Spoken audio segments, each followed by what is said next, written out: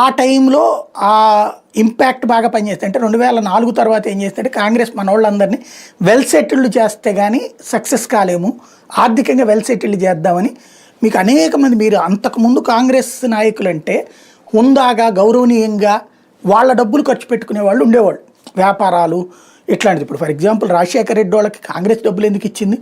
వాళ్ళకే ఆ గనులు ఇవన్నీ ఉన్నాయి కాబట్టినే కదా వాళ్ళకి నాయకత్వం అప్పచెప్పింది, ఒకప్పుడు పిసిసి చీఫ్కి పెట్టడం కానీ ఆయన్ని. అట్లాగే అనేక మంది కాంగ్రెస్ తరపున చేసినప్పుడు నేదురుమల్లి జనార్దన్ రెడ్డి అయినా కోట విజయభాస్కర్ అందరూ ఆస్తిపరులే కదా. వాళ్ళు ప్రభుత్వం నుంచి దోచుకోవడమో లేకపోతే జనం మీద సంపాదించుకోవాలనుకునే క్యారెక్టర్లు కాదు, వ్యాపారాలు అయ్యి ఉంటాయి, ఆ వ్యాపారాల మీద ఆదాయంతో వాళ్ళు బ్రతుకుతుంటారు.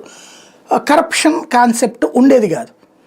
అయితే కాంగ్రెస్ మొట్టమొదటిసారి 2014 తర్వాత ఏం చేసిందంటే, ఎందుకంటే అంతకుముందు యునైటెడ్ ఫ్రంట్లు, నేషనల్ ఫ్రంట్లు, ఆ టెంట్లు ఈ ఫ్రంట్లు వచ్చేటప్పటికి మన మాట లాయల్గా వినేటట్టు ఉండాలంటే మనం ఏదో ఒకటి చేయాలి వీళ్ళందరికీ అని చెప్పేసి మీరు దాదాపుగా ఆ టైంలో ఉన్నటువంటి 150 నుంచి 200 మంది ఎంపీలకి, 150 నుంచి 200 అంటే 150 వేసుకోండి ఎంపీలు, వాళ్ళందరినీ ఆర్థికంగా వెల్ సెటిల్ చేసింది.